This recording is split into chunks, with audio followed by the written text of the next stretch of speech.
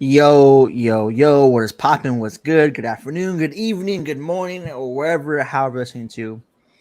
Hello, hello, hello. I'm your lovely host of the Slightly Unqualified podcast.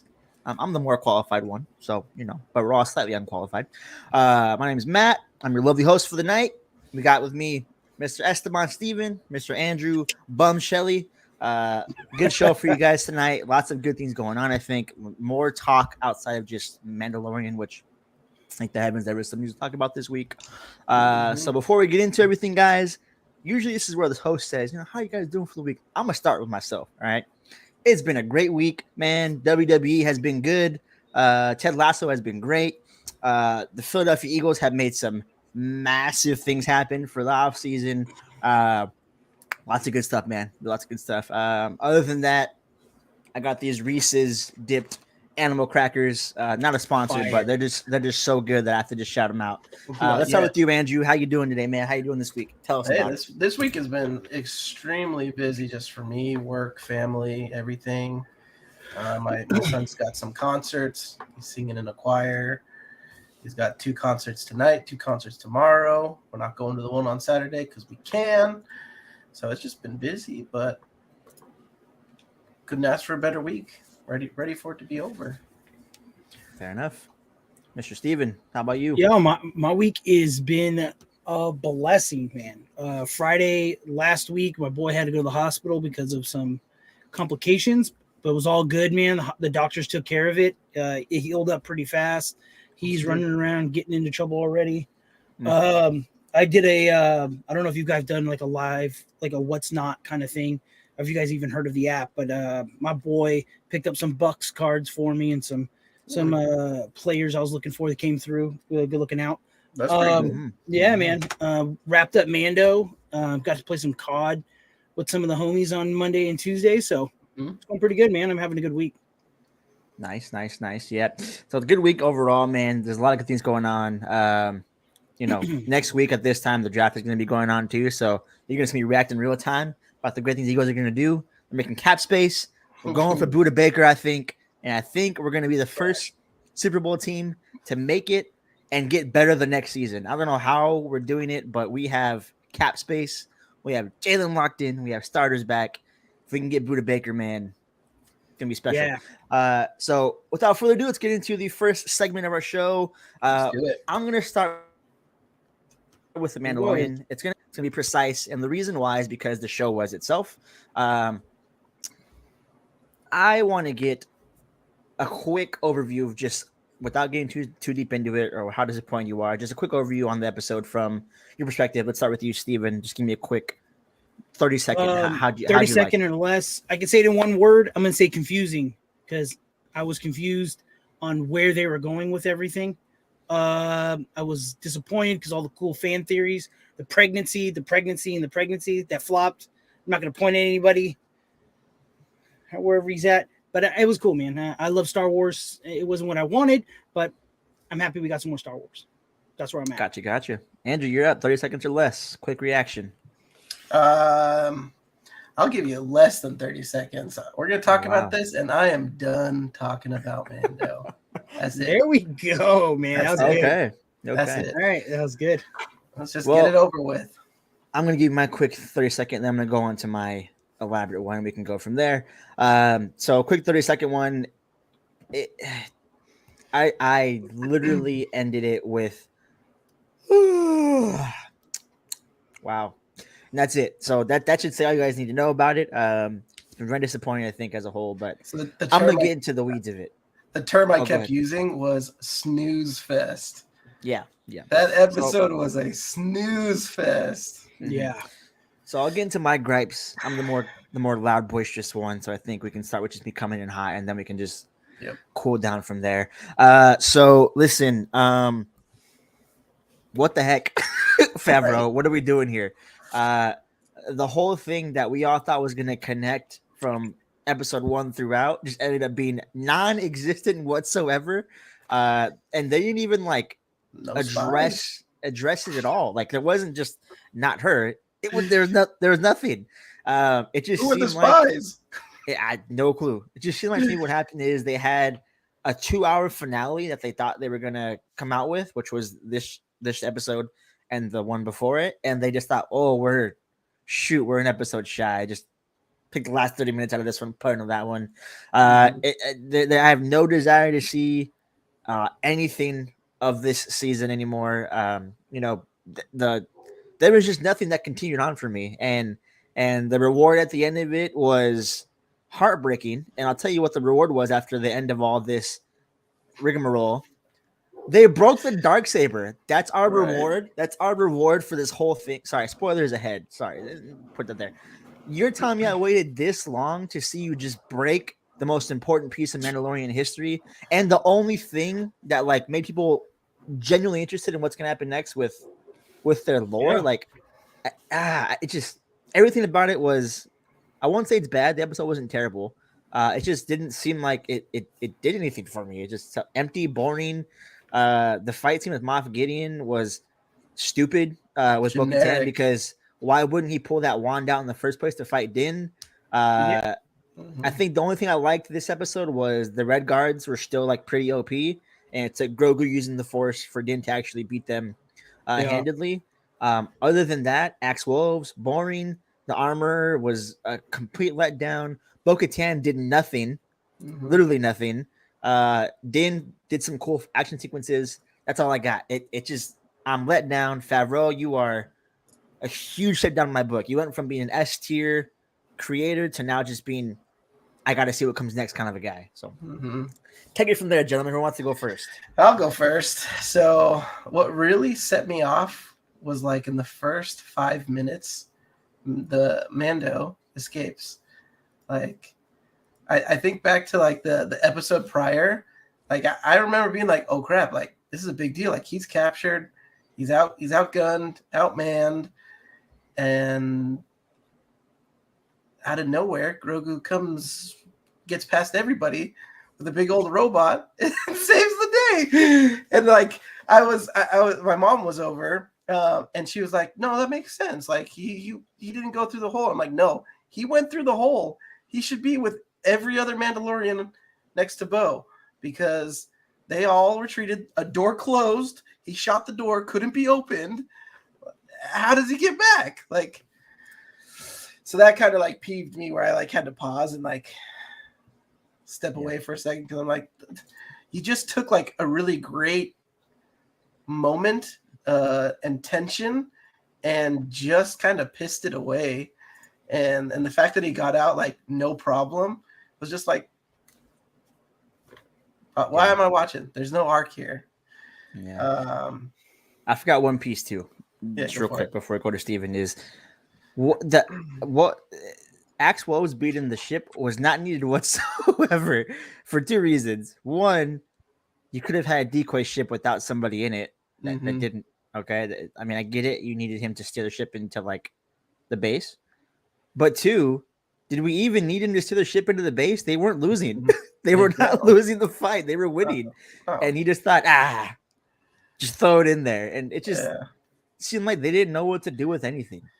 What I'm kind of getting sick with Star Wars is I feel like they try to do like callbacks or like, hey, remember this from really other movies or TV shows, like the fan service justice. Like that's not that only goes so far. Like it's too much. So obviously, like with him steering the ship in, it's a callback to Episode 3, where Anakin's bringing in. But I don't care about that. Like, don't care. Oh man, like. Anyways, the other thing that I, real quick before I let you go, the other thing that I didn't really care for was the Grogu and the fire thing. There's two kind of problems that I have. I'll say one problem and one kind of meme. I don't know if you guys have seen like the meme of Elmo surrounded by fire, but that like reminded me of so. It was just kind of almost too comical. The death of Moff Gideon was just like lackluster. And then the other thing that it does is it kind of almost is like a slap to the face for Kanan's death. Like, a little Why baby. couldn't Kanan do it? Yeah, like a little baby I get his species is, very force sensitive and powerful, but just Kanan was not. blind. Mhm. Kanan was of that same caliber for sure. Yeah, but or more. You know what I mean? Like Kanan was in with the Force. He was yeah.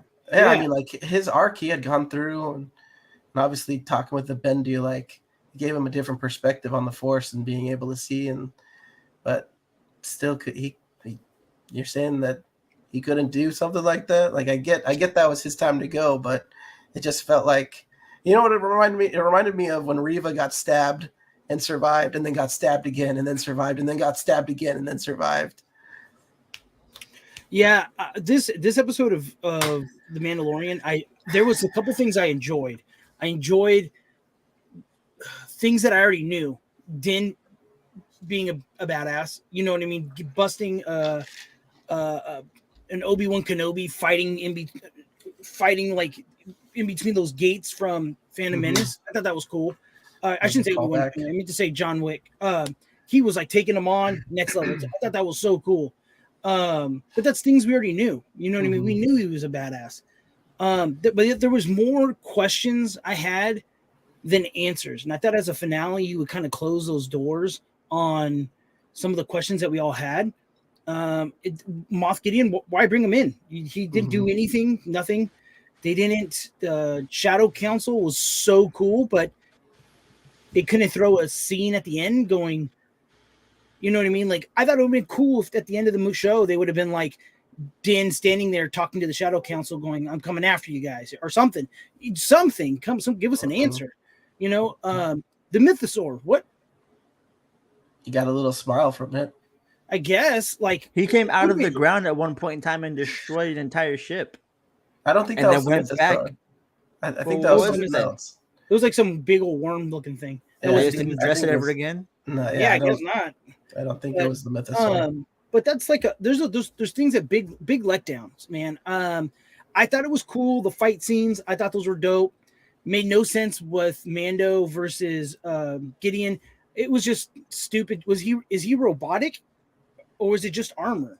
Because I think like his armor was supposed to be like robotic. Well, not even that. He like grabs. If you listen, dude, it's like it has like robotic noises when he grabs the darksaber, and I was like, wait, is he? And then remember when Din slams him with the jetpack, and he just like fights it and then stops. I was like, I thought he was just a regular dude with Mandalorian gear on. You know what I mean? Like, what is going on here? Yeah, they didn't really explain it, but in the previous episode, he said that his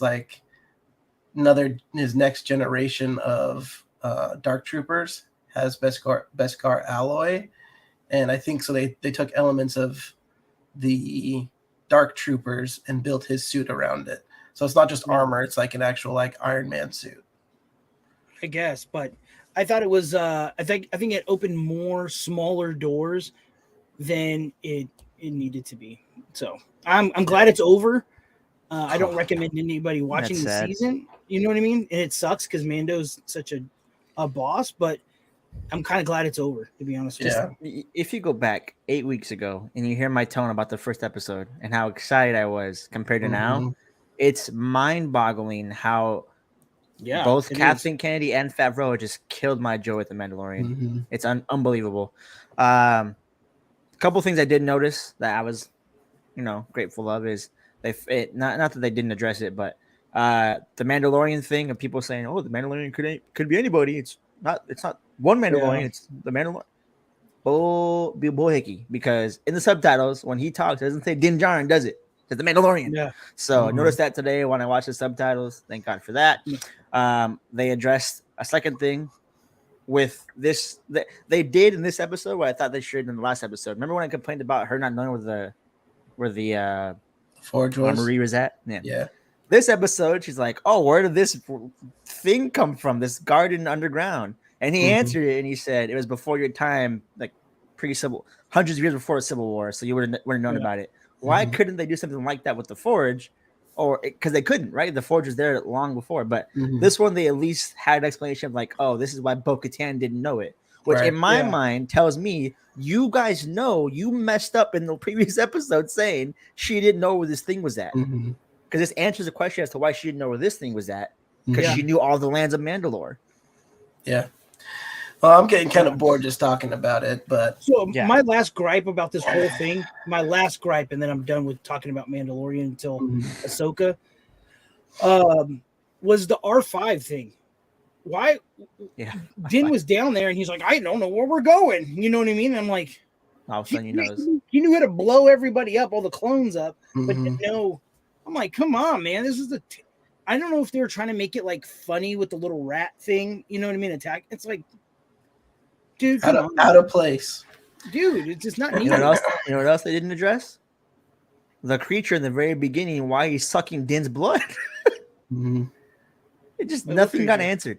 The very first episode, second episode, where Din goes to the mines of Mandalore and he gets captured, that thing's sucking his blood out of him. And everyone's like, "Oh, General yeah. Grievous." Yeah, that just never, and he escapes with Din's blood. Nothing gets answered. It's just it's a really mess. did. The season was a mess. We can wrap it up by saying it was a mess. We didn't like it. Not just it wasn't just the worst season of Mandalorian. That might be Marvel's worst season of any show that they've put out so far. Period. That includes the first season of She-Hulk. At least that She-Hulk one was threaded bad. together. Yeah. Mhm. Yeah. It was just bad. All right, let's get I'll off end this it. one. I'll end it on this. No Thrawn, baby. No Thrawn. yeah. I get to watch Gets Star to Wars. watch. I get to watch Ahsoka. Yeah. Yeah, my final thoughts is I feel bamboozled. Just like the last 8 weeks, I feel like, dang, Wasted. that was it's wasted. Waste of my time. That's But- true, Zeke. I'll be honest, even though I can't imagine it's gonna be bad, I'm very skeptical of Ahsoka. Like, No, I am not, now because too. I know Filoni was off this project to go to that one. I know it because Filoni would never let this happen. Never. Filoni Unless was he had a actually baby in of it. his own. I'm skeptical, man. Like the Book of Boba, I was hyped for, let down. Obi-Wan looked so good, let down. Mediocre. This, Obi-Wan Not was trash okay. though. I mean, not Not trash. trash. But yeah, but it just, there was a lot of stuff that didn't need to be in there. Yeah. A lot of filler. A lot Did of filler. Like, Did you guys see Filoni? this whole at the end season of- was filler. At the end of the movie? At the end of the last Yeah. episode? Yeah. He's at the bar. he was at the bar. Didn't care. He's probably drinking All right. away his feelings and emotions. Tears and we can Yeah. speculate So- all day of what would happen, but whatever. Let's get off this because we're getting to a point now where we're getting close to the actual runtime of the show. Sad, right? Sad. Anyways, we don't like it. Finale. Runtime. Disappointing. Seems unfinished. Just didn't work together. But we're gonna stick on the Marvel front. We'll stick on the movie entertainment front. Really. Yeah, There's three main rumors that have come out with Marvel recently, and we'll talk with one really briefly. It's gonna be Jonathan Majors. And then we'll talk to the next two. So first and foremost, it came out 2 weeks ago that they're trying to recast for Kang. Mhm. And the rumors for that was that there was a posting of like a actors wanted kind of post for a quote unquote Damson / Idris Elba style actor who can play Kang from Marvel going forward. We're not going to get into actual weeds of the Majors incident, but with that being said, if Majors is replaced, we assume it has to look somewhat like the same Kang. Who do we want, and how big of shoes to fill are they really? Andrew, start with you. There's some pretty big shoes. Like Huge. I feel for this man. Like he was right in his prime, and it feels like it's getting pulled away from him. I read an article, and I'm not going to go too much in detail, but just that like his managers are starting to drop him too. Like His whole PR team dropped him, like everybody. which doesn't look good for him. Yeah. But it's hard because he's a fantastic actor, and I think he did a really good job playing those characters. I'm trying to think of people that could potentially jump in and do it. So real quick, do you know who Damson is? Mm-mm. Have you seen Snowfall? Yeah. He's the main character. Scully is his name. Wait. I think I'm thinking of a different movie. Probably. If you look him up, just look Damson up. But then you have Idris Elba, and those are and they're not opposite ends of the spectrum in terms of like body type or like look or anything like that. But Okay. one is old, Idris Elba, and one is very young, Damson. Mhm. And Majors kind of fits in the middle of it. So should they cast somebody? Do we want someone older, like an older king like Idris Elba, or do we want a younger king like someone like Damson? Yeah. Um, let me pose a question before I even get into that. Do you think they just pull the plug on No, King? no, absolutely not. You're Too much muted. invested. Yeah, too much invested in King in the mold they're going. There's no way they can break away from King. It's they're gonna have to Why would they? recast. Yeah, they don't need to. I think he's a great character, and I think his development is already there. I Mhm. could easily see. I could easily see them getting a no-namer, somebody who's ready to come through. I just don't see them doing. I think this was the final nail in the coffin about Marvel going for a character that can be a 10-year, 15-year run, because now they have to put all that investment on Jonathan Major's shoulders, and then now Mhm. they have to take it off and find somebody else. And it's like, are Yeah. we going to keep doing this where we're putting it all in No. one guy's court? I don't think they're going to do that anymore. I think they will still. I kind of don't, because now with this backfiring for them, what happens if they do it again and then again? I can easily see them not bringing out Kang for the next 10 to 15, and I see them doing maybe one or two more movies with Kang and then moving on, because So No, they can't. They can't do that.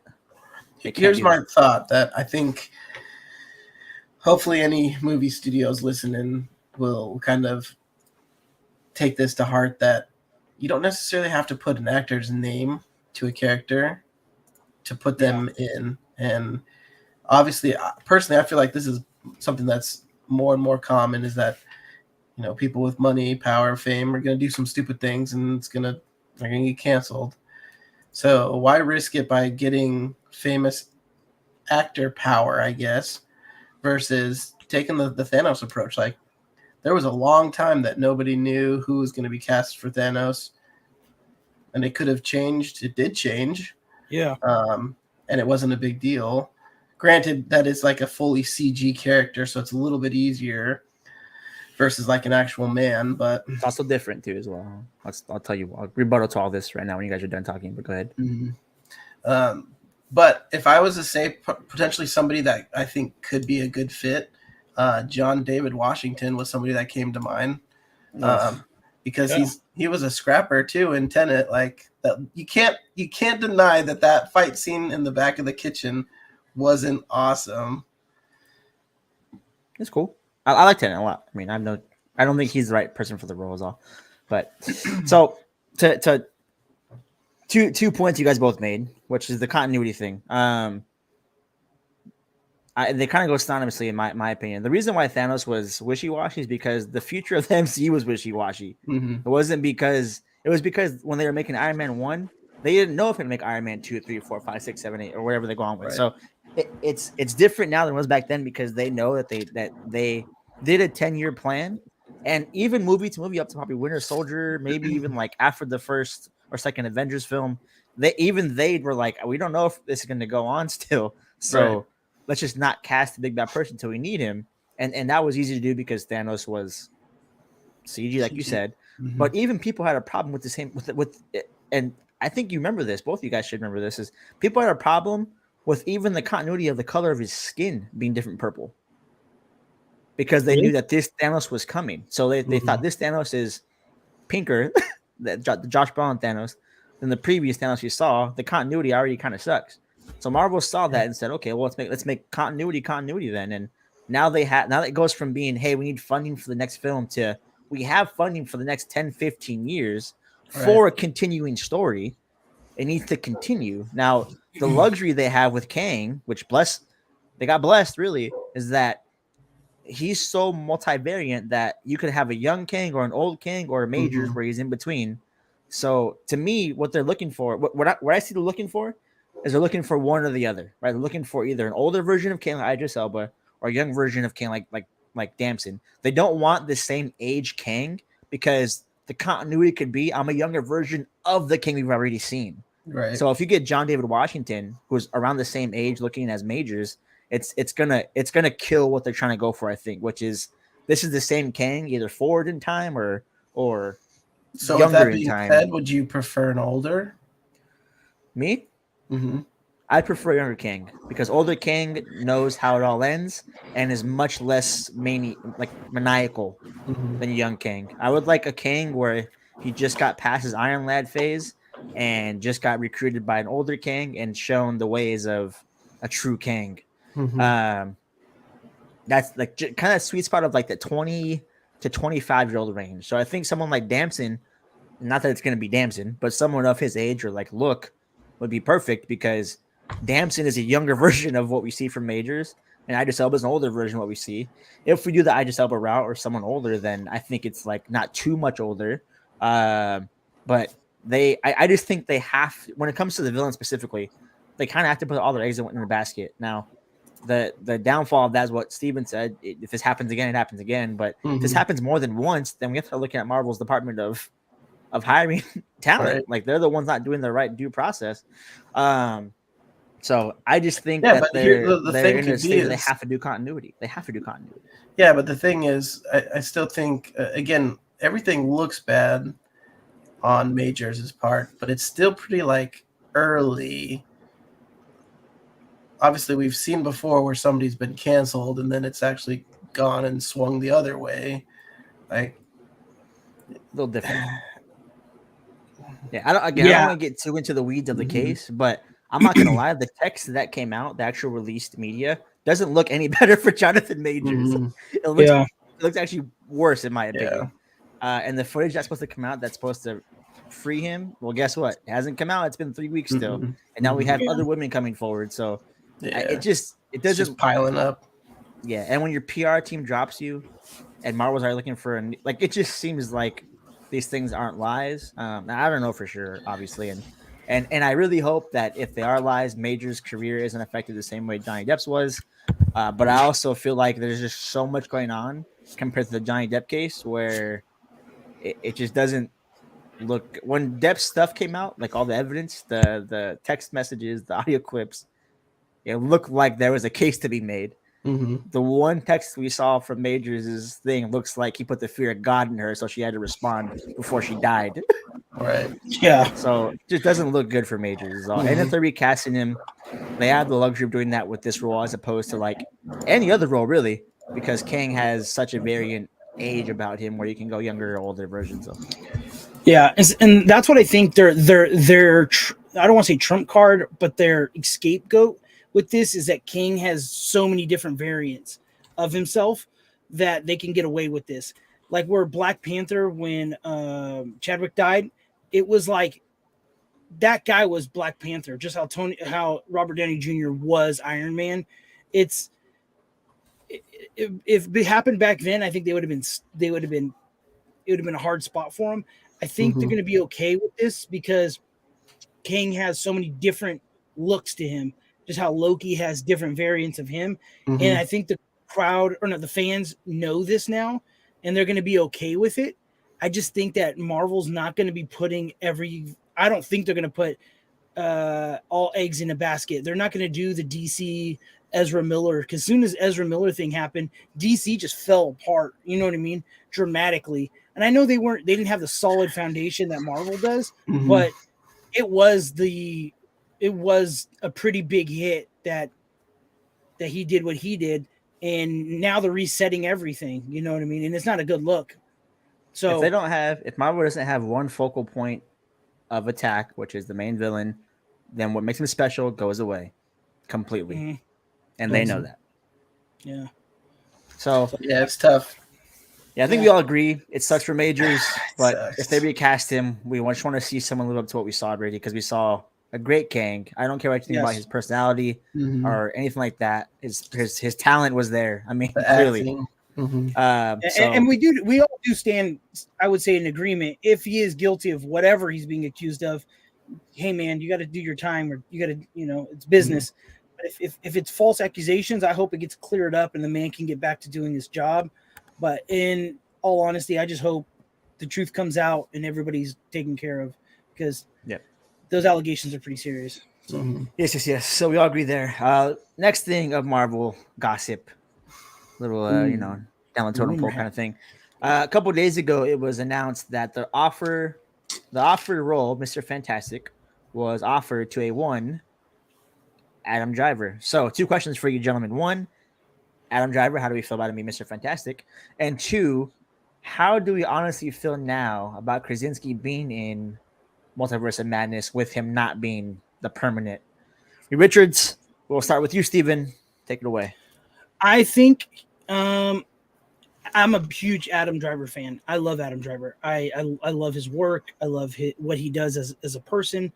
I used to be a big hater on Kylo Ren, thought it was a terrible character. And then as I watched those movies and then watched his other movies, it made me really respect Kylo Ren in the Star Wars world after watching it. What was the other gentleman's name who played Reed Richards Ian in Gruff? Yeah. I think he did that more of as a fan thing. I think it was more of the fans Krasinski. really wanted. Krasinski. Yeah. I think the fans, when fans are like, this guy needs to be Gambit, you know what I mean? Yeah. Chase, I think he did it. They did it for like fandom, you know what I mean? And like put him in the movie. I would really like him to be Mr. Fantastic, because I think he has the face for it and everything. But sometimes I don't want to get what I want. You know what I mean? If somebody has an idea, let it unfold and let it go. Don't give the fans 100% everything they want. So either way, as long as they're doing the Fantastic Four, I'm golden. I really don't care who plays it, to be honest.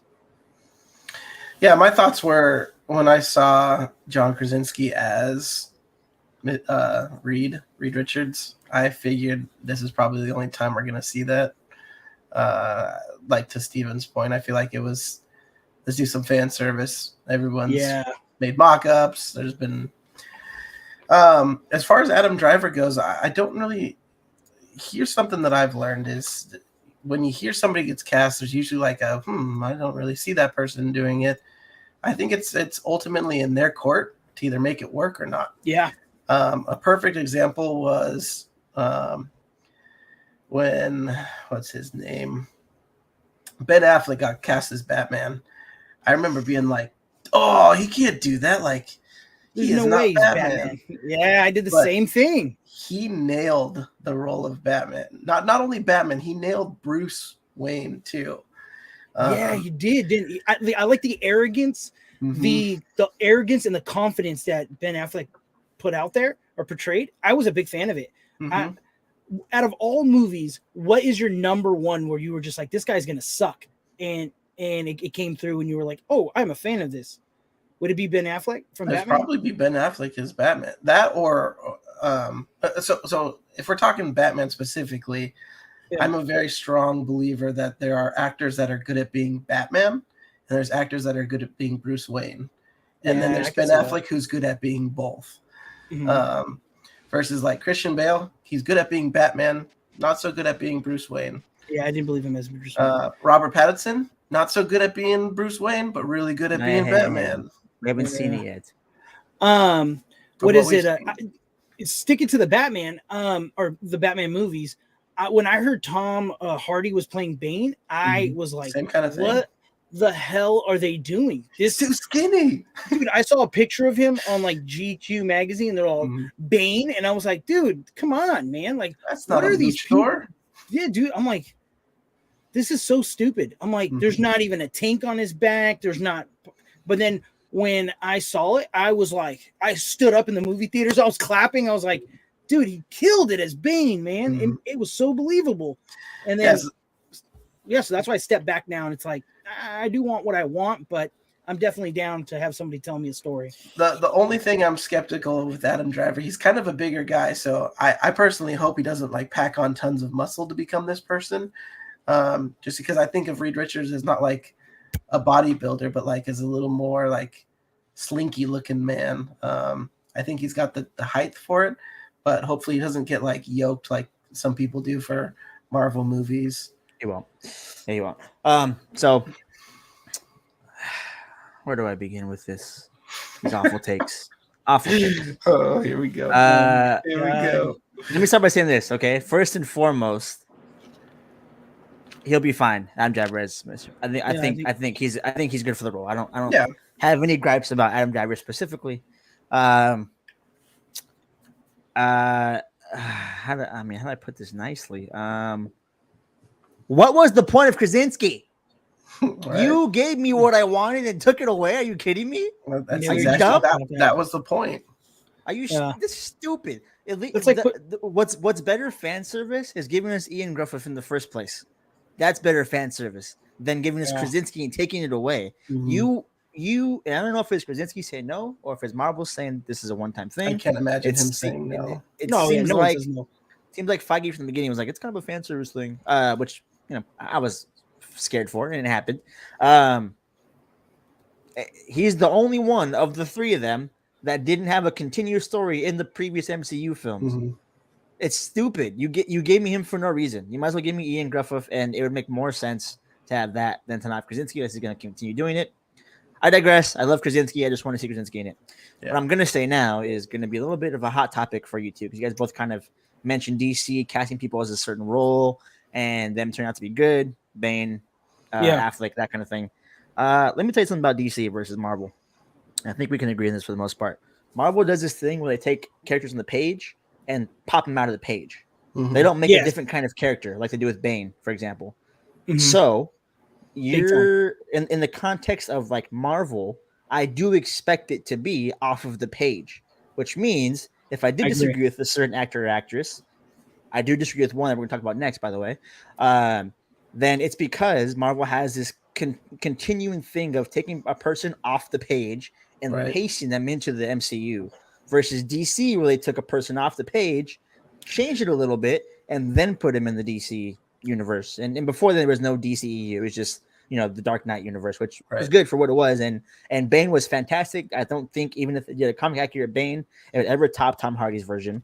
Agreed. That's the DC's benefit. But the thing is, Marvel doesn't do that. Unless it comes like some kind of villain kind of thing, like Claw or something like that. So which is Marvel has this reputation of doing that. So unfortunately, it's a situation Marvel is doing these things that give me what I want.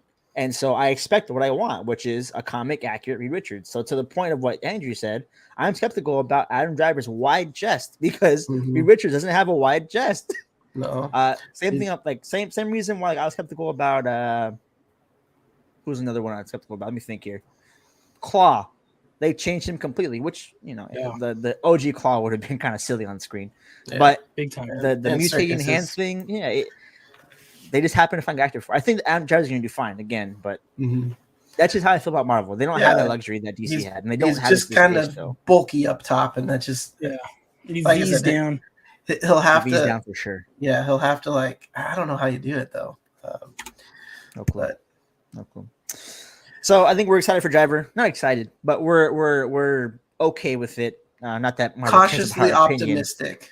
Yeah, we think he'll be fine. He's a good actor for at the very least he'll be a good actor. Like he'll act the role well. The next one is a bit more controversial.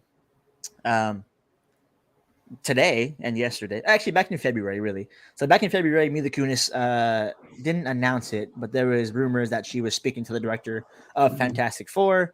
No one knew what role it was for. This was before we thought about Adam Driver even taking the role. So we thought Krasinski and Emily Blunt were a lock. So everyone thought it was going to be some kind of like friend, maybe like Alicia, stuff like that.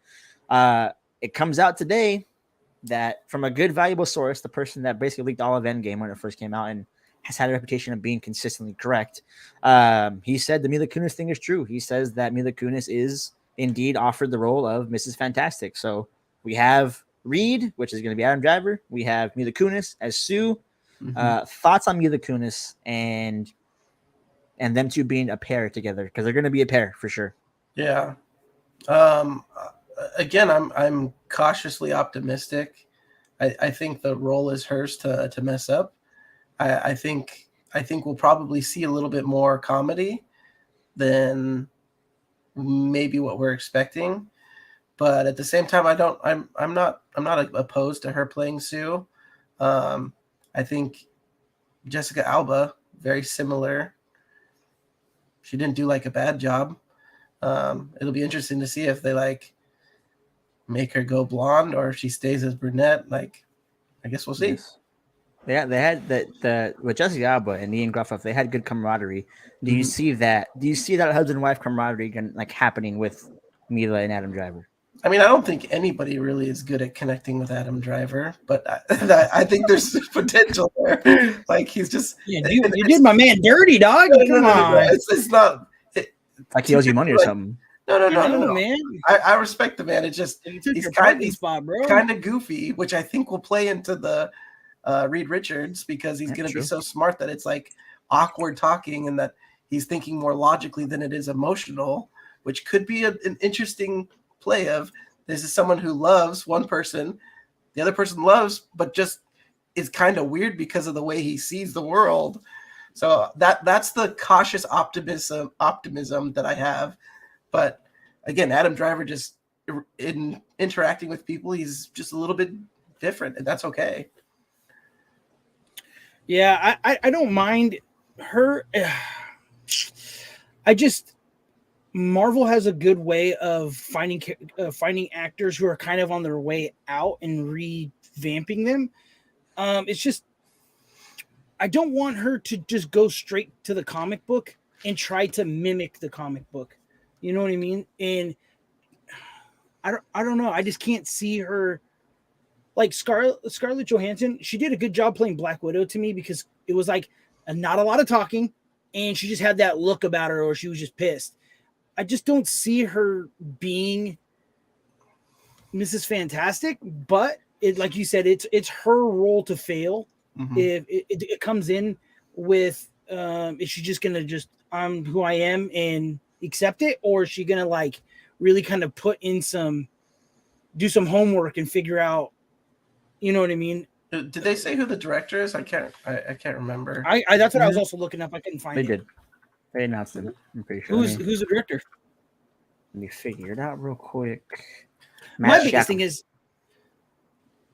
don't know. Yeah, Matt I can't really come up with anything, but I want to know who they're going to do as Torch because I don't know. I want to know who they're going to pull as Torch. That's where out of all four of them, that's who I care about the most. I think Torch is going to be. Because I don't want it to be. I know Torch is like the little brother fun guy, you know what I mean? But that's the role that easily gets messed up. Is he too funny? Always funny? You know what I mean? Like, it was like Quicksilver Quicksilver in Wanda's brother. Like, he did nothing for me to like be attached to him. When he died, I was like, damn, dog, that sucks. You know what I mean? Like, it really wasn't. it really didn't do anything for me because his humor wasn't like believable. You like, didn't see that coming? Like, it was kind of dumb, dude. I was like, dude, like, I don't know. Yeah. I don't know. So sticking back on topic. Get back onto the Sue Storm thing. I just think Mila Kunis has this way of taking roles and being good at them when she's not supposed to be. And I only have one reference for that, and that's her being the Wicked Witch of the West in Oz the Great and Powerful. She did a really, really, really good job, and I don't think anybody thought she was going to, especially because she's supposed to be like this ugly person, and you know, Mila Kunis obviously isn't like an ugly person, but she played the wicked part really well, and she seemed nasty in the movie, and I just think she has this way of taking roles that aren't expected of her to have, and doing really good to them. I think Sue Storm is it's not a quote unquote hard role to master, in my opinion. Her power set is very CGI heavy, so you don't really have to do much but kind of move your hand a little bit. I think Mila Kunis has done a decent job connecting with male actors on screen before, right? Ashton Kutcher, obviously, Justin Timberlake. There's a lot of evidence there of her being able to like connect and be a supporting quote unquote actress in those situations. So I think she'll be fine, like actress wise. I'm just curious to see what they do with her appearance because she doesn't, to me, typically look like what a Sue Storm would look like. I think the age is actually super interesting to both of them because it means we're not getting an origin story at all. Means they're going to be Good. well in their prime. Good. So that to me is important because they're both not young, they're both not old. They're in that kind of sweet spot of like, maybe you were here for the last 10 years, we don't know, and that kind of thing. So I think they did a good job there. I'm just glad we're finally getting cast out for this movie so we can see something greenlit in terms of like production. Right. Obviously, Ben and Johnny are very, questionable. Do they go with someone who could be a good Johnny? We know he could, like Aaron Taylor Johnson, or do they find somebody new who we don't know him yet, but he could still be a good Johnny? For the Thing, do they go just pure voice and go pure CGI? Do they go for a guy who can play a good Ben Grimm and have Ben Grimm come back at some point? I don't think so. But that's where it's at. I think the hard part with the Thing is if you give him a human character, it's hard to see past that. Like the original movies that came out, Yeah, like you always see that guy, even though it's all prosthetic. 100%. You're still a human. Versus, I think that's what made Thanos really good is there wasn't really that human aspect of him. Yeah. Yep. Cool. So pivoting, guys. We're gonna get off entertainment altogether. We haven't talked about gaming in a long time. I think we should get back to our roots, gentlemen. So some gaming stuff that I thought was interesting that I brought to the table. One thing Steven brought to the table as well. We're gonna get into that stuff. So let's start with the first thing. I believe about a month ago, maybe 2 months ago, I was talking about how lack of Quidditch made me not want to play Harry Potter because there was no competitive aspect. I'm a competitive gamer who wants to get better and be better than the next person. So story games don't appeal to me as much. Although I just bought Kirby and I love it. And then this gets announced just right up my alley. So I got an email and I was like, "This is interesting." Warner Brothers emails me and it says, "Just announced Harry Potter Quidditch champions." So, gentlemen. It explains everything. They didn't put Quidditch in the game because they're coming out with a Quidditch game that's going to be competitive. I'm excited. It to me, it's like Harry Potter. It's like FIFA for Harry Potter, right? So I'm gonna jump on it. I think I'm just gonna wait for this game to come out before I even touch Hogwarts Legacy, and I'm just gonna grind this. I'm gonna see you guys in the court. What do we think? I'm stoked. I'm not gonna lie to you. I'm stoked. My only fallback on or like pullback on this is it looks very cartoonish. It looks very like a rollerball kind of game on Xbox that's like $14 and I play with my kid randomly. It doesn't kind of says, cartoony. Anyways, before I was really interrupted, I am down though because, like I said, I am a Harry Potter fan, so more Harry Potter is always a good thing for me, and I do like that they've been working on it for a while and had it in hush mode. Nobody talked about it, nothing. So I'm down to buy and give my money because, like I said, I want more Harry Potter content, and if I have to spend a couple bucks to get it, I am definitely down. So I'm stoked. I will buy it. Yes, I will. But I'm a little concerned. Oh goodness, here we go. Just calling things that I see. The flying aspect of Hogwarts Legacy was really good in my opinion. It is really good. But correct me if I'm wrong. I'm looking, fact checking. I don't think this is made by the same studio. No, it's Portkey. Portkey is making this game. Portkey is the Unbroken Studios is making this. Yeah. So the thing that I'm a little nervous of is, okay, are they going to take elements from Hogwarts Legacy? Because that flight and the mechanics of flight in there is very polished. There's a lot of room for error, so it can be something that's competitive. Or are they going to try to do their own thing and change up the controls? Hopefully not. Hopefully they take a lot of the mechs of Hogwarts Legacy and throw it in there. Personally, the art style doesn't bother me too much because, again, if this is like a competitive-based game, it doesn't necessarily have to be on the most realistic-looking graphics if you're trying to play competitively. I don't think it has to be true to life. But just my thoughts on it. I'm a little nervous, though. If it's a different studio, that means it's going to feel very different. And that's the point. But at the same time, you're almost competing with yourself because of how good. I mean, you haven't tried it yet, though. That's the thing. when I stepped on the broom in Hogwarts Legacy, it was like When I this stepped on the feels broom. good. Look at the way you're talking right now, This man. feels good. I was blown away by it. So That's again, great. little Fantastic. cautious, but I will definitely buy it. I will pre-order it. I will get the bonuses. They're gonna make tons of money off of it. You got me. Just You got means me. they will make more Harry Potter games, which we need. Yeah, I'm excited for it. I'm So, not wait, hold on. concerned about the developer thing. I don't think it's going to have any elements of Hogwarts Legacy. The reason why is because I think they're developing at the same exact time. This isn't like something they just announced today. The playtest is coming out in like a month, so that means it's been in development for at least 4 years, which is about as long as Hogwarts Legacy was as well. Either they did it side by side, doubt it, or else they would announce something like that, or it's just going to be completely different mechanics, which I don't care about. Which I haven't played Hogwarts Legacy, so to your point, whatever. But the competition between each other it's not gonna be a true competition between each other. So One is did a very they- different game. Did they say this? I'd imagine it's going to be online multiplayer. Yes, Should be. It's good. it's announced as multiplayer. Yeah, it's fast paced as well. So Portkey Games is one of the bigger studios behind this game. When you go to Portkey Games, their website, they're in charge of most of, or not all of, Harry Potter games that are coming out. Yeah, Distribution though, right? Yeah, they're the distribution. Yeah, they. My biggest gripe about this game, besides the graphics, because I bought a $500 console, I want to make sure it looks cool when I'm playing. You play Fortnite every day. You play Fortnite. I don't want to hear about it. Not every day. I didn't play today. Not yet. The people that were helping with this game was also the people who are helping are creating the Suicide Squad game, Kill the Injustice or whatever. Yeah. Assisting. That game looks like crap, and I that's the only thing that's kind of scary. I know it's just assisting, but still don't want those people touching this game.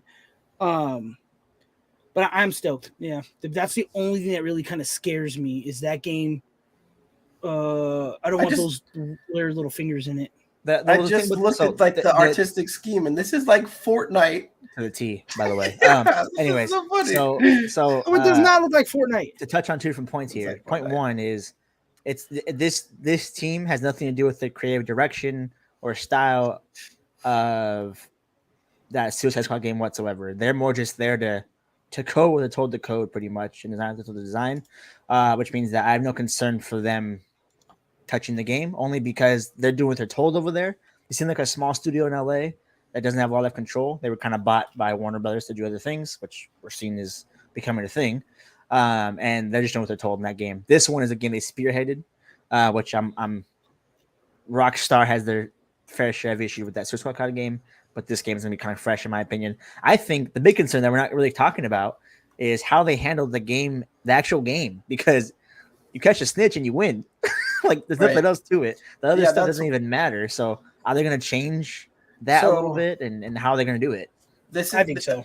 This is I was actually going to ask this question, so you beat me to it. Is what does replayability look like, and does it get old pretty quick?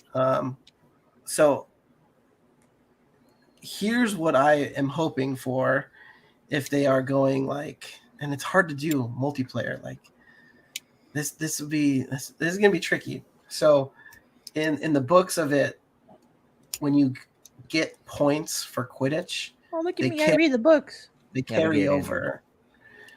So it's not necessarily that there's times where they would hold off catching the snitch, because that could mean their next opponent is going to be outpacing them because of how they played against other games. That will be very tricky to do in a multiplayer quick play match kind of thing. So I'll be interested to see what they do, but it would be cool if there was like, you have like a club or like a team-based mode where you get your, I think it's 5.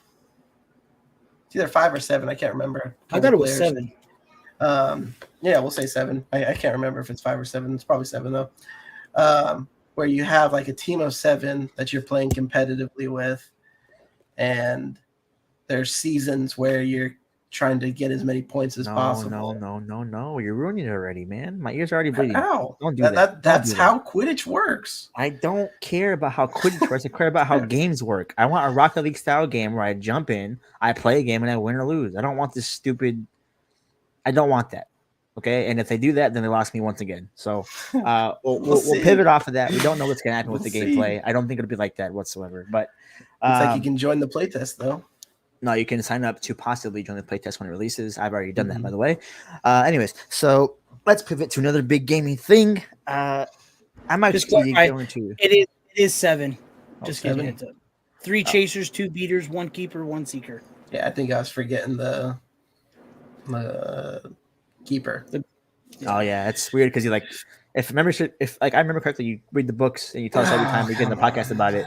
So I thought you knew everything about Harry Potter. I thought you read the books. Did you read the books? Did you tell us that? I did read the books. We can tell us times. Anyways, so pivoting to more gaming stuff. X Defiant, if you guys haven't heard, is a game that's released this week on beta. I signed up for. I'm going to play it tonight, I think, once my son goes to sleep.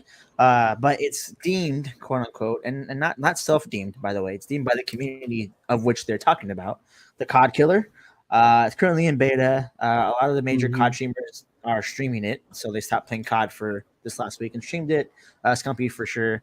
A couple of things that impressed me about it. One, it looks really clean mechanically and graphically for a beta, like a polished game, pretty much.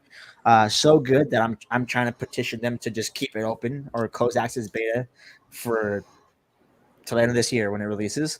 But there's a couple of different things that are going on with it. One, ex-COD developers, like old school COD developers, are developing the game, and an ex-COD pro. His name is Aches, really big like figure in the Call of Duty community, is also pushing really hard for it. There's actually he does a thing called The Flank, which is a podcast about Call of Duty stuff. Every time a player plays bad, he always says, "All right, time to get X Defiant. Don't worry, there's nothing coming out for you. Get good X Defiant. We have a game that's going to be just as good." I look at it and I thought it was Modern Warfare 2 with like Black Ops 4 like movement. Yeah, it's crazy. Looks really good, looks really polished. I'm playing the beta tonight and I'm excited for it. So thoughts on a couple things. One, do you think this will compete with COD? COD hasn't had a competitor ever really in its lifetime. And 2, do you think these ex-COD devs and COD pros joining onto it, do you think they'll flee the competitive Call of Duty scene to come to this competitive scene whenever it inevitably happens? And why? Steven, I'll go with you first. So I think I'm the only one here so far who has played it. And it is really good. There are some things that they do need to work on, especially with like sensitivity. You could add, you could go from very slow to you bump it up just a hair and it's boom, boom, boom. Like it's kind of hard to find that sweet spot. Also too, I'm playing on console. I don't know if it's working different on PC. Most of those guys are playing on PC, so take that with a grain of salt. The only complaint I had about the game, and I know it's just beta, so I'm not going crazy into it, was there was in the things that I've seen on like Instagram and YouTube and stuff, there's a lot of people are not seeing people but yet getting killed.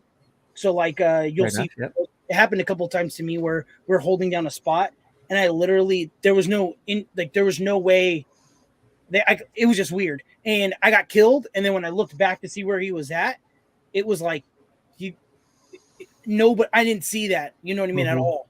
And I was like, whoa, that's kind of weird. I was like, maybe it was just a glitch. And then it happened a couple more times. And then I started watching gameplay to maybe I'm playing it wrong, you know what I mean? Or I'm getting too Call of Duty on it. And that was like one of the biggest complaints. People were like, I'm not seeing these people and I'm dying. But then when I look at their kill cam, they're right next to me. You know what I mean? So that was the only issue. Besides that, the maps are super good. That's the most important thing, I think. Yes, that is going to be their biggest thing is maps. I'm not really caring about the guns and like all the attachments and all this. I don't really care about that. After playing Valorant for a little bit, I'm cool with just having the gun they give me and learning how to use the gun. I'm cool with it. And I'm a Call of Duty player since Call of Duty 2. You know what I mean? Where I really enjoy the non-attachments. Then got, I have to have this, and now I have to tune. And no, man, it's gotten crazy. Way too crazy. And maybe because I'm a little older now, I just want to get in and play. I don't want to have to figure out what's meta and what's I just want to play, you know what I mean? I think they're going to do a lot with the community like that. I can easily see when they iron some of those little details out that they can compete with COD. It's just there's people stuck in their ways. I think they're just not going to jump ship, and they're going to have to get some of these streamers on board and some of these pros to jump for for it to be picked up. That's really where it's going to come down to. Good game though. I would say they got something on their hands easily. Mm-hmm. So I have not played, but I would be surprised if it did compete with Call of Duty, just because of a couple things. One, obviously, you have the name. It's been around. People just naturally know Call of Duty.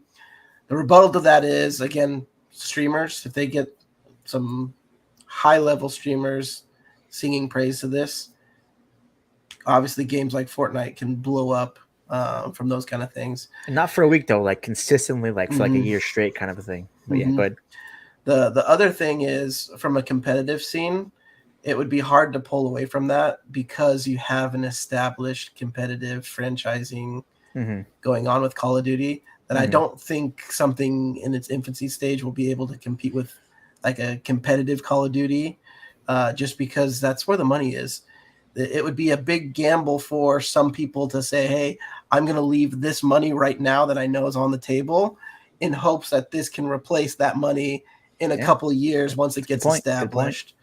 So that's where I think, it could be a COD killer. Is it more than likely not going to be a COD killer? Probably. But from what I'm looking at in the gameplay, it looks very similar. Yes. What I'm hoping for is, to Steven's point, some of the older CODs, you could just tell it was made with like passion, and it was like they were putting their heart and soul into it. Like, we're making this game because this is what we want to do and play. Yeah. Versus now COD has become a business where it's, hey, how can we sell the most? How can we sell microtransactions? How can we sell battle passes? What can we do to influence where people want to become good, but the meta is saying, hey, you have to buy this gun, this blueprint.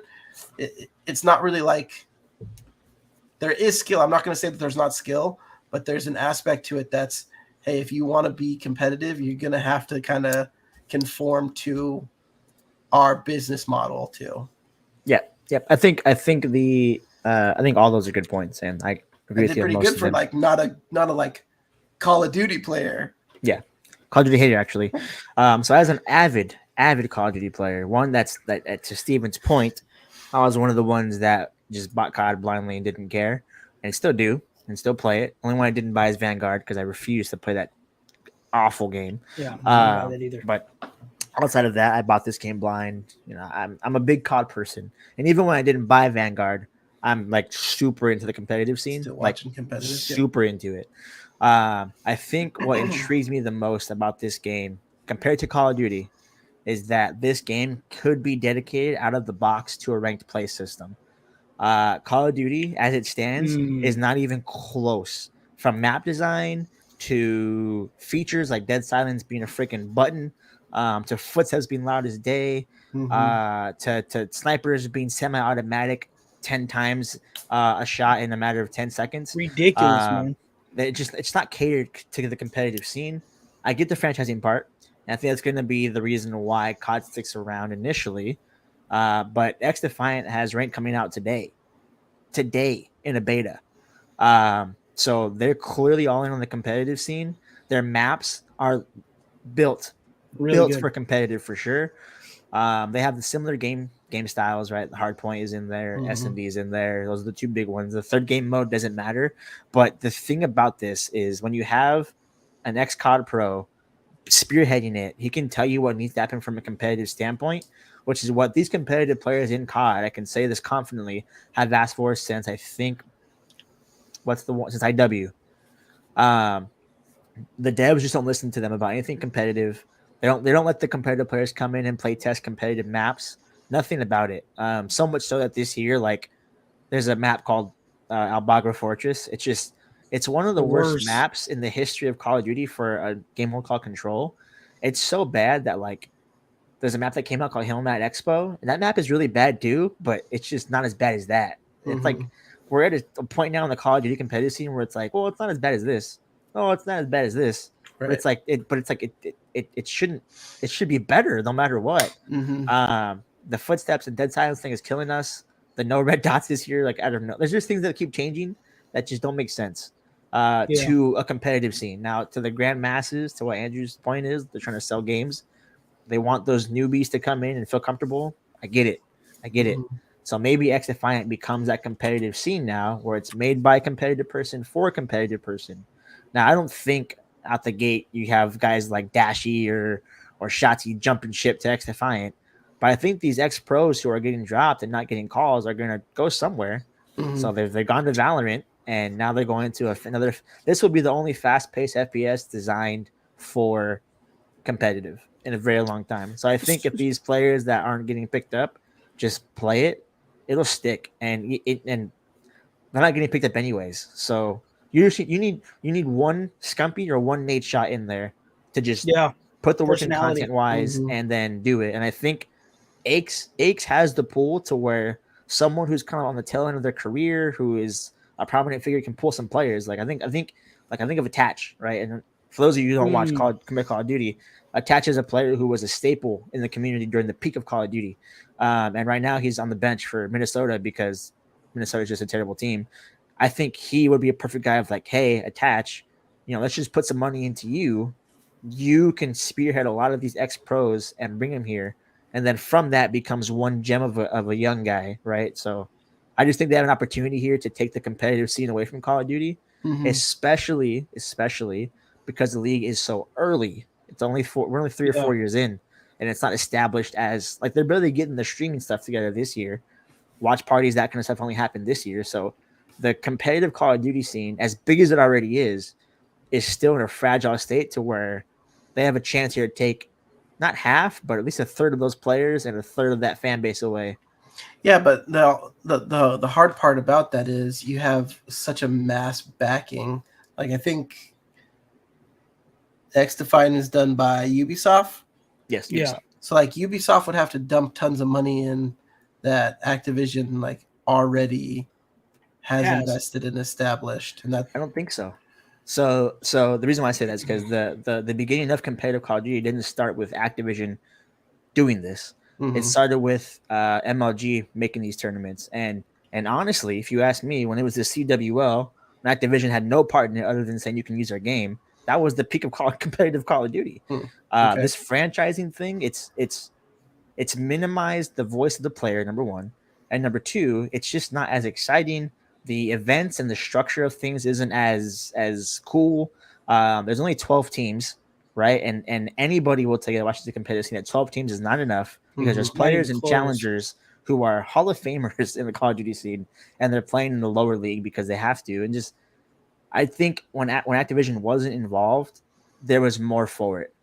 I think Yeah. if we get Ubisoft to say, hey, we'll be involved a little bit in terms of like listening to our player base because that's what our players are going to be built off of, but someone else handles everything else, like the prize pooling, that kind of stuff.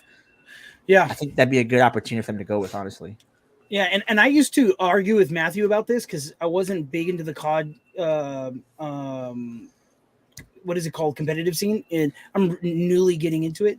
But you can definitely even see within Twitch right now. So I have Twitch pulled up. There is 17,200 people watching people play Call of Duty right now. Call of Duty just came out with a massive update, and then Call of Duty just added a new season. Right now they're at 17,000. X Defiant right now is in beta, and they have 11,800 people watching. So right now, that's kind of close. You know what I mean? For a beta being out. But the thing is, too, that's getting me is people do want a good map and they want to play competitive. People want a good rank system. And the reason why you know that's true is because there's 87,000 people watching people play Counter-Strike. There's 94,000 people watching people play Valorant. I don't know if you've ever played Valorant, but Valorant, it graphic is not crazy. You know what I mean? It's just a good mechanic game with great levels. You know what I mean? And a good rank system. And now I can definitely see that maybe they need to get away from the blue collar guy coming home and wanting to play some COD and the older guys like myself. and really start catering into what people want to watch and play. You know what I mean? And the numbers are showing right now. Warzone's at 32,000, and Valorant is killing it right now. You know what I mean? Like, yeah, but the rebuttal that I would have to that is, okay, so Call of Duty just dropped this big update, but is this like a game-changing update? Like, is this? It was supposed to be. According to them, it was. It was supposed to be a whole new mechanic. It was supposed to be you logging in. You're not going to see the same game. And then people logged in and was like, "Oh, I must not have updated." And then was like, "Oh shit, this did update." That's to answer your question. Did it change anything? No, it's the same game. Not even close. Yeah, because I feel like updates for, again, the Call of Duty strategy is let's drop an update with some new skins that you can buy, some new blueprints that are going to change things. In my mind, I don't really consider that to be like an update. Like, yes, they're updating the game, but it's not like, and that's where it's hard to, you're kind of comparing apples to oranges, because this is a new game versus like when Modern Warfare 2 dropped.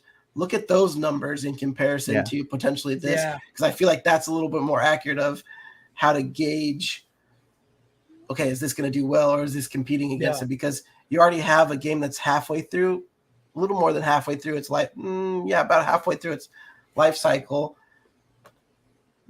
The excitingness of that has kind of dwindled off. So I don't know if it's completely fair to be like, well, look at what they're pulling on Twitch right now versus like something that's brand new. Yeah. So two things and we'll wrap it up. One, I don't think it's going to kill the casual players. I think it'll be better for competitive. And big time. There's been 4 maps that COD's come out with, and none of them have catered to competitive whatsoever. And they're begging for just one competitive map. That's the first thing. The second thing, I'll also change my thought after that, based on what you just said, though. But with that being said, we can do 2 ways, gentlemen. We can just go straight to the game, which I think Andrew is the game master of the day. Now, am I wrong about that? Yeah, I'm the game master. It is Steven, actually. So, Andrew, we'll pivot to you quick for your expert topic, and then give it to us, and then we'll pivot to the game. Yeah, so my expert topic, I wanted to keep on the emphasis of games. And so I know this is something that we've been talking about and might be a good way to introduce it to our listeners. So we're thinking about adding maybe an additional segment to the show where kind of mirrors Shark Tank. So for my expert topic, I wanted to give you guys an idea of a first-person shooter. Again, I'm not a developer. This is just an idea that I thought would be kind of cool and kind of get your guys' takes on it. So for me, one of the reasons why I'm not like too crazy about first-person shooters is I feel like a lot of it's like copy and paste from game to game. Yeah, there are certain aspects that'll change from developer, or movement might be different from one game, but you have like your core deathmatch, domination, your core game modes. Yeah. So I've been thinking it would be cool to see a new type of game mode that's objective based, and it's different because you're competing objectively. So what I mean by that is there's 3 objectives that you have to do in this. If I were to create this game, this is what I would want to do. I would want to have each team has the ability to choose which objective they're going for. Let's say one objective is an extraction, where you're trying to extract a VIP person or something like that, where you have to go and get them, make sure that they don't die, get out of the map without the other team killing it or killing all the players. The second one would be like an arming, like you're trying to blow up a bomb site, said object. Yeah. And then the third one is, I'm trying to remember what I wrote down because I don't have my notes in front of me, but I think it's just like clear the house, like just get everybody out. Yeah. Now here's where it would change, because each team has a specific way of doing the round. So there can be a total of 7 depending on what's going on. The offensive team would then choose, all right, are we going to do an extraction, clean the house, or are we doing a search and destroy? We'll call it that just for clarity. The defensive team is then trying to figure out, okay, what are they going to start with? Are they going to go after extraction? Are they going to go after an S&D? Or are they going to try to clear house? So as a Oh, I team, get you. you vote and say, okay, this is what we want to do offensively. As a team, this is what we want to do defensively. Then you have a bigger map than normal, or let's just say this is what I had in my mind, where it's just a big mansion. You have a big courtyard and a big backyard. There's ways to get in from the front. There's an underground that gets you in from the back, to where, depending on how you design how the match is going to go, based on the 3 things you pick, your spawn points change. But the thing you have to keep in mind is the defensive team can try to call you on your bluff, which puts you right near them. So then you only get the 3 options to choose from. You can't pick, I'm going to do this all 3 times. So once you choose extraction, you lose and it. you get it, great. If you lose it, you're out. So then the next round, you and your opponents know, okay, they're either going to clean house or they're going to do SMD. Which then, when it gets down to the game 6, where it's like, okay, this is the tiebreaker, you run and gun. Thoughts? I like it. I like the fact that it makes people work as a team. The hard part for that is I played a shitload of Rainbow Six Siege, and we would all be talking like, this is what we're doing. We're going to barricade bottom floor. One person's upstairs. They're going to watch windows. We're all downstairs. Da, da, da, da. There was always that one person who just didn't play, and you were just like, dude, what are you doing, man? So then we would vote to kick him, and then we would be down a person. Right. You know what I mean? And it's like, do we let this guy just not play with us and be down a person, or we just let him play and not follow the rules? You know what I mean? It's very hard. That way, that game sounds super fun. I would be definitely into it. It's just hard to get not 9-year-old kids playing. You know what I mean? And that's the thing that would suck. You know what I mean? Like, I think depending on who developed that game, I would be in, because I love those strategy first-person shooters. But it's very hard to get a good solid. Me and Matt still can't get a Call of Duty CDL 3rd and 4th to play. You know, when we play ranked Destroy. for anything, you know, Matt's usually yelling at them, and they're, you know what I mean? Like, it's hard, you know? Yeah. So to get a good squad like that, you would have to have some people who are dedicated. Yeah. It sounds like a good idea. Yeah. And I was thinking, keep it small. So I would probably even do groups of 3, because I feel like majority of the time you can get groups of 3 going, or even you do it like, hey, this is a 2v2 match or a 3v3 match, just to keep it so it's not like you're always having to constantly try to find and fill up a squad of 5 or 6. Yeah. But the thing that appealed to me is you're making decisions before the game even starts. And that's going to play into how the next few rounds go, where if they counter you, you then have to say, okay, well, they're probably going to think that we're going to go here, but we got to do a different way. Yeah. And that to me is something that I feel like is missing in kind of like a competitive first person. Because a lot of times you get in it and it's just kind of like spawn, die, repeat, spawn, die, repeat, spawn, die, repeat. Yeah. So did you guys ever play Payday? Any of you guys play Payday?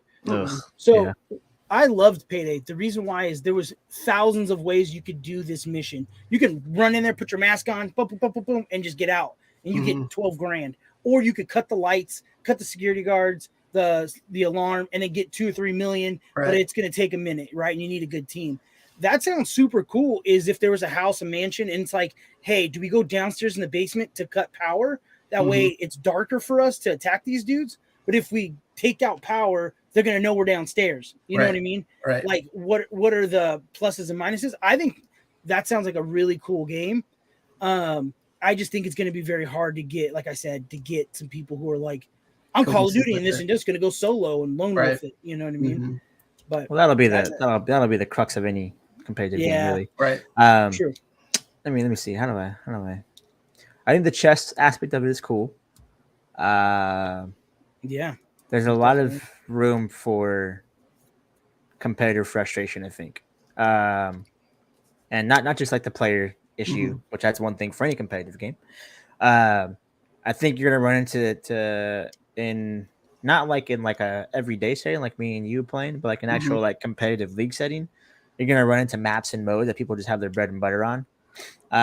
So one, it's predictable because you know you know, this person's good at this map and mode. They're probably gonna pick this Mhm. first, second, or last. There's patterns to that kind of thing, and it's not as. I think the reason why decisions aren't made before competitive games is because it's not as reactive. It's more proactive, which could make for, in my, this is gonna sound crazy to you, but in my opinion, less strategic gameplay. I know that at like the outside looking in, it's spawn die, spawn die, spawn die, Mhm. but there is, and this isn't just for competitive Call of Duty. This is for like Valorant too. Like big comp Valorant with Steven and even to a certain point, like comp Rocket League, you could say the same thing. We just spawn in and start flying. But Mhm. you and I both know that there's a strategy to this thing. Totally. And a lot of it has to do with how to react in real time to certain situations. Mhm. And that reactiveness is still there, obviously, because you don't know for sure what's going to happen or not. Right. But since there's a sense of predictability in there, there's a sense of a proactiveness. To me, it could make for stale gameplay. But on the flip side, that's from like a competitive standpoint, like the Mhm. big leagues. Yeah. The everyday person, like if me and you are playing, that could be Mhm. really, very interesting. Like just to Yeah, play it in real can. time. Mhm. Like that seems like more like like someone like me who wants to play competitive games at home Right. casually.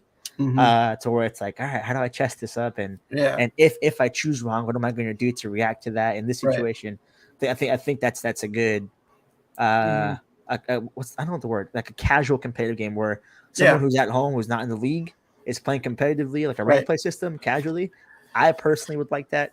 I like to think I'd be the best one at that personally, but Yeah, I it's think it just it's good. would give an opportunity to play different than most FPS Shooters. shooters. Yeah, for sure. To where it's like, all right, and if you think of it from like a realistic standpoint, if a military operation's going down, like they're gonna have plans A, B, and C that they're gonna say, okay, this is how we're gonna do it. And like I just feel like it would put you in that mindset of, okay, this is real life. Like, here's our operation that we're going to do.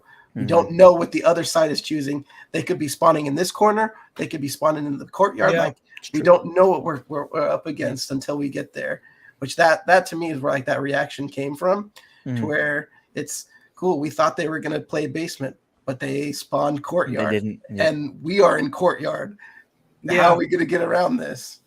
That gives me a lot of Rainbow Six Siege vibes, because we would decoy people where we would just not move and they couldn't hear us, and then right when the bots would deactivate or the drones would deactivate but they couldn't see us, then we would throw up all our stuff. You know what I mean? That way they couldn't tell where we were at.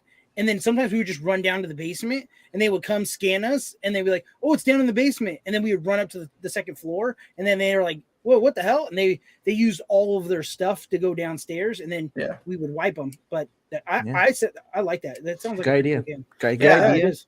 Get it together and make it, I think. And then just give us some of the money. So, Right. I would not invest more than $1 million into it. Pushing on to the next thing. Thank you. Steven, you are the game. I don't want to say like bum, like Andrew, not the master. You're kind of the game mediocre. I'm the game JV captain. You know what I'm saying? I don't want to say I'm a freshman, but I'm like the best on the JV team. Yeah, Can I get that? Like Andrew's your son, but like I'm your father. I get it. Sure, whatever. Just along okay, so you guys watch a lot of these weird ass movies that I don't really care for, and it bothers me because there's a lot of movies that I don't really care to watch. You know what I mean? But there is iconic quotes from certain movies that just hit you. It's something different. So we are gonna play Matthew versus Andrew. These are kind of simple and then might be kind of weird because how the person says it is, you know what I mean? And I'm just going to read it monotone. So okay, you're not going to. Okay, I'm just going to read it monotone because there might be. So who wants to go first in this? Guess the movie. You know what? I will go before we start. Let the world know I'm only 25 and you two are both in your 30s. So there will be films that were iconic in the 2000s to mid 2000s. I won't know. I'll put that out there. Go ahead. So I'm going to tell you, I'm not even going to give you any rules, anything else. And then there's a couple that were before the 2000s, but just to help you out, Matt. All right.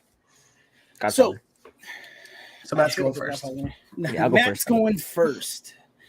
All right. May the odds be in your favor. Be ever in your favor. Just in your favor, not ever in your favor.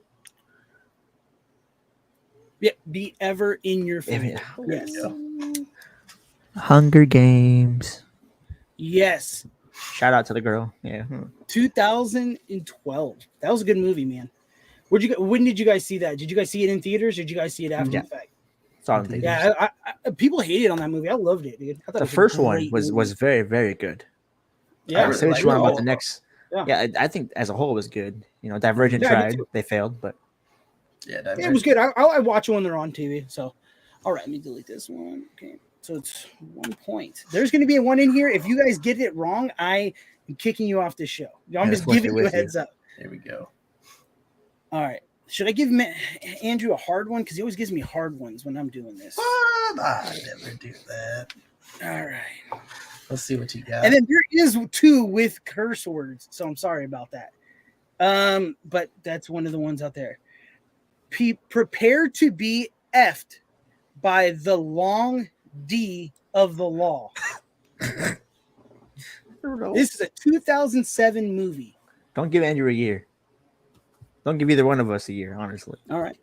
Give Say us it again. a range. It says, prepare to be effed. Do you want me to say the whole word, the real word? No, he knows what the word is. All right. I need to Prepare get the to word. be effed by the long D of the law. Of the law? Of the law.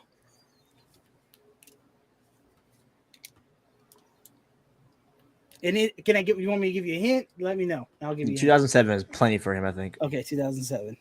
The Lincoln Lawyer. Excuse me? Wait, what? The Lincoln? Oh, the With Matt McConaughey. Matthew McConaughey. I'm gonna say no. That is not Okay. the movie. Matt, do you want to rebuttal this? No, I have no Do clue what you it know? is. No clue. All right. The movie is super bad. Mm. Super bad. I picked quotes that were like people That makes like not sense. new That makes sense. from Yeah. the movie. Okay. I'll give Matt a I hard think one. I've only seen that movie like once, and it's like Oh, probably man. in 2007. All Why'd you right. pick Muhammad? All right, this one right Love here is one of my favorites. All right, it says, I'm the guy who does his job. You must be the other guy. I'm the guy who does Iconic his job. line in this movie. You must be the I'm other the guy. guy I'm the who guy does his job. You must You be must the be other guy. Can you give me a And- a year like you gave Andrew? Yeah, This is 2006. and this is the last year thing. Next time we should just do ranges of years. 2006. 2006. I'm the guy who does his job. You must be the other guy. Yes. This And- sounds like it's like some movie that like isn't like as serious as this line sounds. Andrew, do you know what movie it is? Not off the top of my head. And 2006. if Matt doesn't get this, he's going to be very upset with himself. I'm just letting you know. Yeah. It sounds very familiar. That's what's killing me.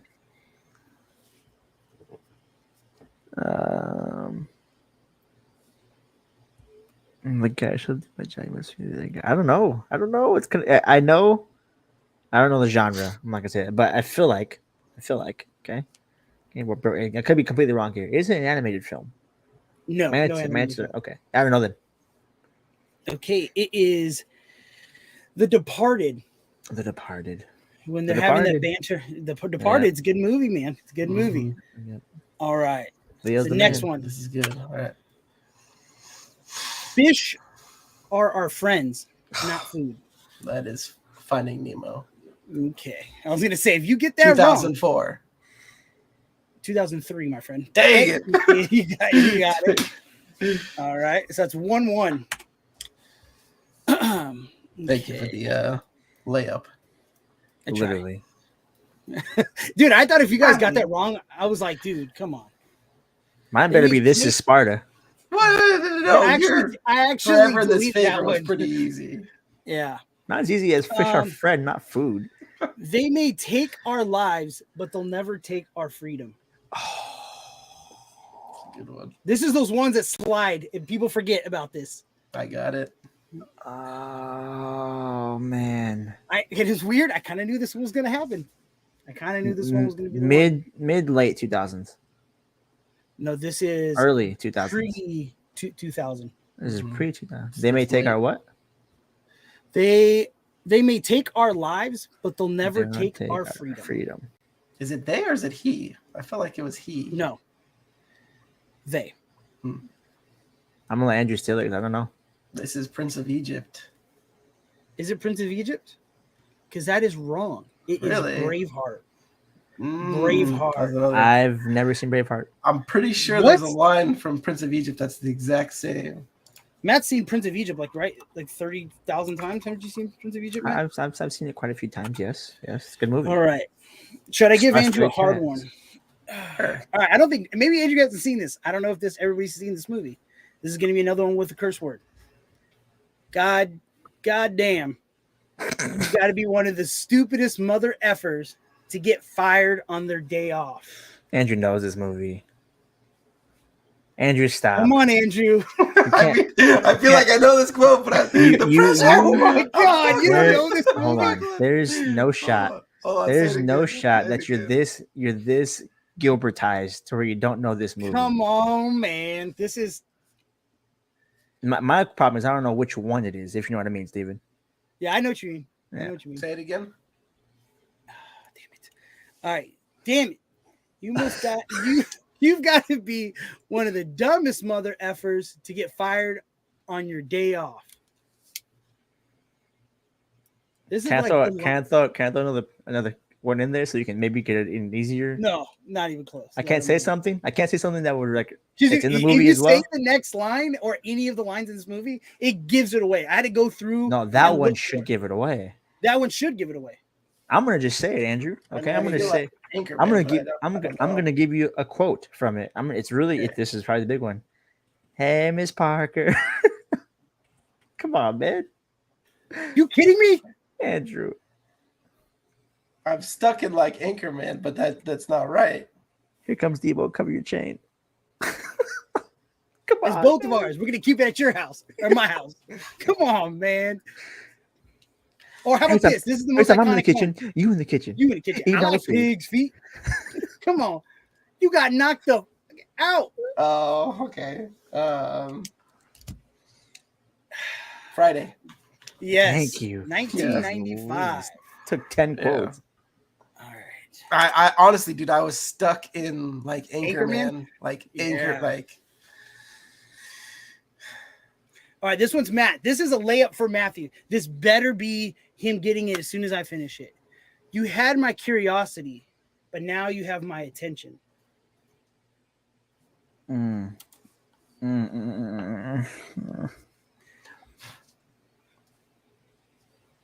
I can't read it any other way because it gives it away if I read it a certain way. I mean, give Andrew 10 quotes for the easiest movie in the world. You want me to give you a year? Oh, it's Endgame. Andrew, do you want to steal this? It's not Endgame? Not close. Wait, Say what it was the again. quote again? You had my curiosity, but now you have my attention.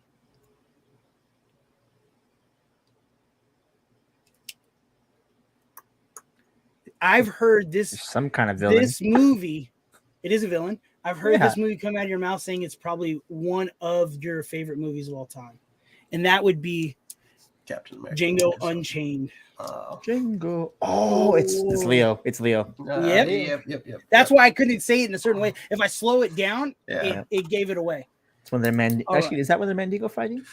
No, It is. no, that's what. It's that Yeah, scene. yeah. It's that Yep. scene. Maybe. All right, Talk about a there's scene, one man. easy one and two hard ones. I feel like the last one's gonna be super hard, but I'm gonna give What's this the one score? to you. I have 2-1? no idea.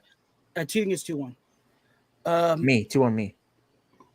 I feel like Yeah. you have two and I have one. Sure, it's Andrew's turn. I find your lack of faith disturbing. Disturbing. That's Star Wars Episode 4. Yes. All right. Let's see. This one's kind of cool. All right, this is Kinda from cool. Matthew. This fool got fish is fried, not food, and lack of faith disturbing. The last one's hard, dude. Okay. So that means you got to get this one. Yeah, you got to get this one. Why? What I do have are very particular set of skills. Liam Neeson, my man. Taken. Yes, 2008. 2008 that movie came out. That's crazy. No, it's crazy. Well, it's because we think it Right. didn't, because there's like freaking 4 more that shouldn't have come Yeah, out. Taken, Yeah. Tooken, whatever.